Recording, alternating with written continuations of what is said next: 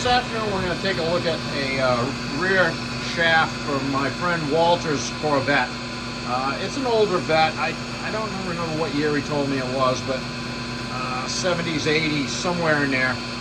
Anyways, he put a more modern 5-speed in it, updated it so it had, maybe it's a 6-speed. I knew the story at one time, months ago, like last fall, when we talked about it, and then the drive shaft came here with another friend a couple days ago, got dropped off so I could look at it.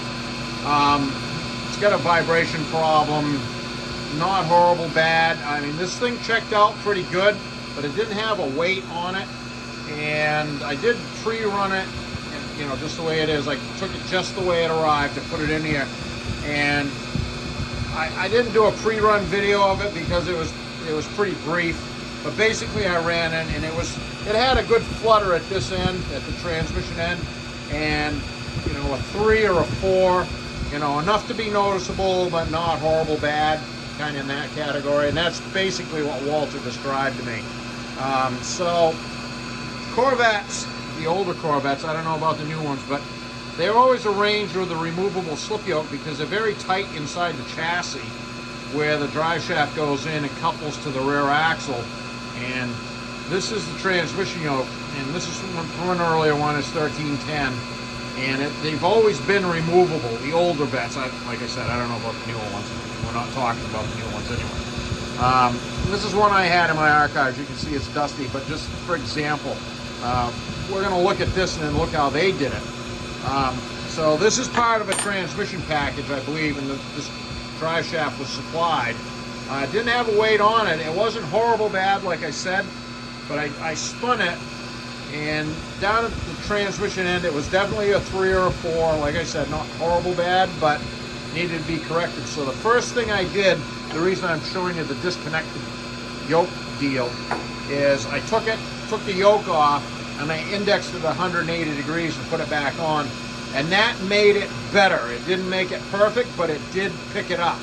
So chances are the way that those two components were orientated is the way it was built, and so not mixing them up is important. So I'm gonna mark that clearly, so from now on it goes together in this orientation right here, the way I have it.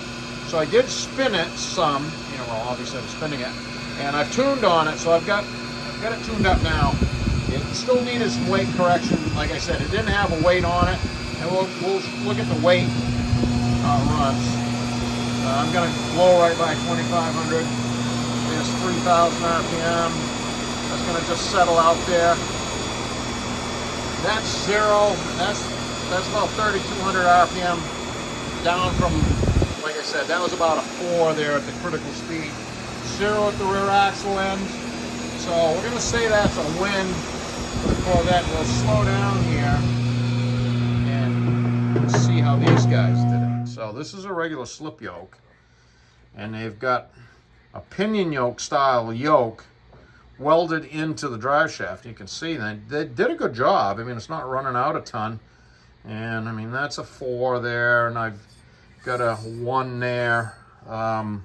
This is almost perfect couple in balance. So couple in balance is like rocking horse. This end is rising, that end is falling, and the weights are just perfectly, almost exactly 180 degrees opposite. And I mean, it's just drive shaft balancing guy geek talk. It doesn't matter how it's in balance, but that's one of the ways it can be. So we're gonna say this is a win for Walter's Corvette, and a little bit of a lengthy explanation, but you can see this yoke. That's a regular transmission slip yoke, whereas this is where it used to unbolt. So they have it unbolting out of the yoke that they made to be a weld yoke. So that's kind of interesting. I mean, it works fine. So we're gonna wrap this up, touch up the paint, and we'll get it back to Walter.